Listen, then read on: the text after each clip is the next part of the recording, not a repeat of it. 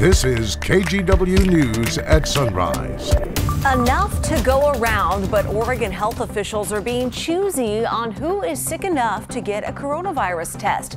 Thousands of the swab tests aren't being used each week. We'll tell you more about why. Plus, we've lost probably $500,000 to $700,000 worth of work. Small businesses hurting and left hanging. The Paycheck Protection Program ran out of money in a flash. And while Congress battles over refilling the fund, we are hearing from business owners that are waiting for help. And here's something to ponder with your morning cup of joe. Just how is the coffee industry holding up? We check in on a few local favorites to show you the creative way they're getting by. Good morning. Thank you for joining us on this April 21st. Brenda is off this week, so Drew, you are picking up the slack from your home studio. Good morning. I know you are well aware, Nina, that I cannot physically, mentally, or even emotionally fill the shoes of Brenda Braxton. But I will do what I can from my home studio here in the basement. We actually have a couple of good stories coming your way from the basement this morning. But first, we must go to Rodney Hill's home studio there in Vancouver. Hey there, Rod. Good morning, Drew. Good morning from Clark County up here where I am. We do have a marine push this morning, so it's going to be not quite as warm as yesterday's toasty 70 degrees that we hit in the afternoon, 51 degrees right now. And here's our day planner. So the marine push could last much of the morning. I've got us at 55 looking for a sunbreak at lunchtime, and then in the mid-60s and 64 degrees later today. By the way, coming up in my forecast, something I'm really excited about, something that looks really promising. I'm talking about what we badly need, and it will be here tomorrow. That's coming up in my forecast. Oh boy, what a tease on that one. All right, Rod, thank you. Okay, modeling suggests Oregon may not be able to reopen parts of its economy until late May. And one of the big questions a lot of people are wondering is what that slow reopening will look like. So we shared this article on our website. It's from the Oregonian, and it walks you through a draft report from Governor Kate Brown's office that outlines framework for reopening Oregon. Now, this is really modeled after the president's plan he revealed last week. Oregon's version, it's very important to note, still in the preliminary stages. This was not meant to be released to the public yet because work is still being done, changes can still happen, but it at least gives us a glimpse into what the reopening of our state could look like. The draft outlines 3 phases. So phase 1 would still include strict social distancing out in public. People would still be urged to use those face masks.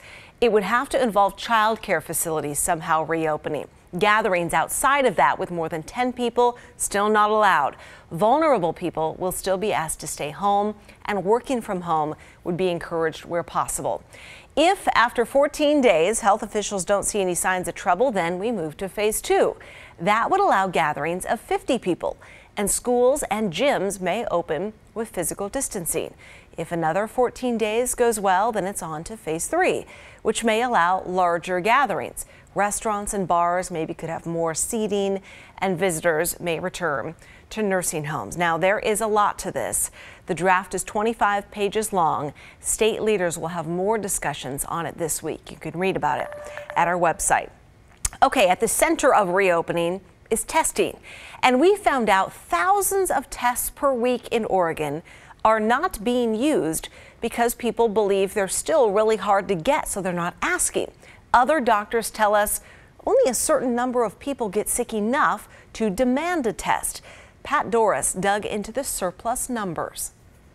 Since the pandemic invaded Oregon, a lack of testing has been a constant problem. It seems there never have been enough tests for people to confirm they have the virus. Just last week, Governor Brown said there are roughly 9,000 tests a week happening in Oregon, and the state epidemiologist said that number has to grow. We do anticipate, up to around 15,000 tests a week with what we would need ongoing. That's a rough estimate. While they're estimating, state leaders might want to estimate the total number of tests that are available now, because it very likely is more than 15,000 a week. The big health systems went full out to ramp up their testing.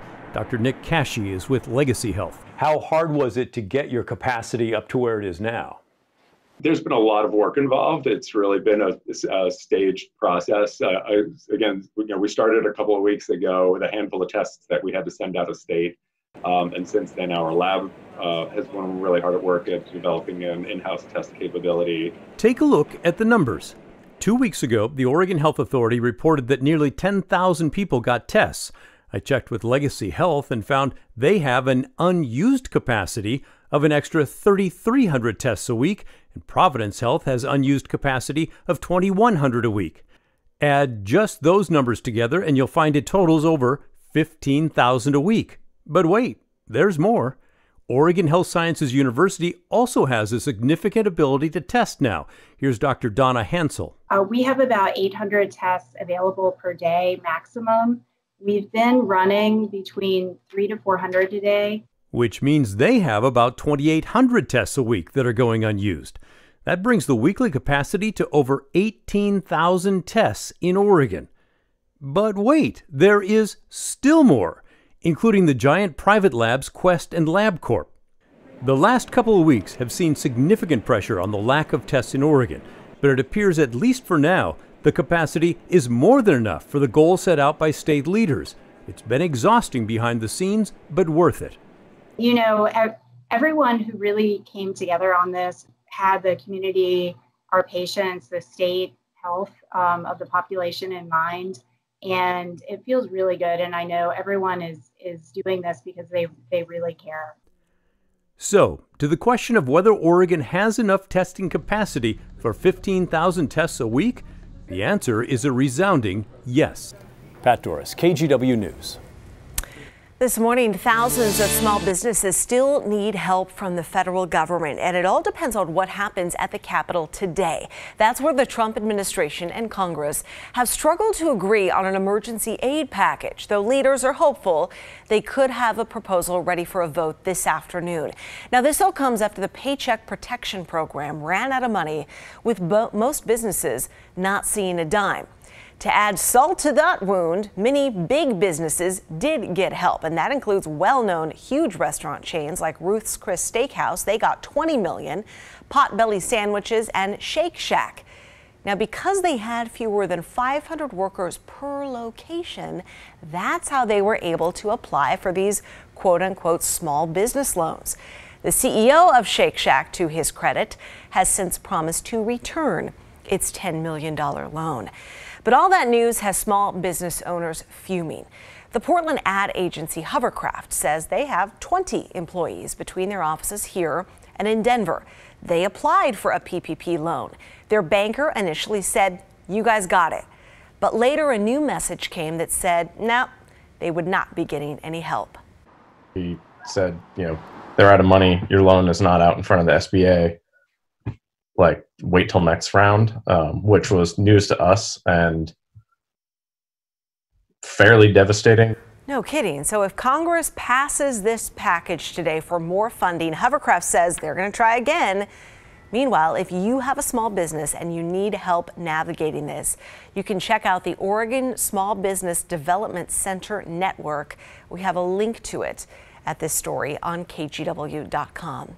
President Trump announced on Twitter he is signing an executive order to temporarily stop immigration into the U.S. He says it's necessary to fight coronavirus and save American jobs. A White House official says details on how the plan would be implemented and how many countries would be impacted will come soon.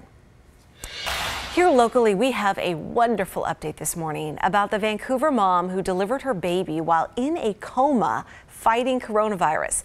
Angela Primachenko got to take her baby daughter Ava home over the weekend. Ava has been in the NICU as she was born 6 weeks early. The family also got an adorable video of big sister Emily meeting Ava. Say hello. There's a smile. Say hello. Oh my gosh, they're both so cute. So Angela is no longer positive for COVID-19. Baby Ava tested negative, as did the rest of her family. We love updates like that. Okay.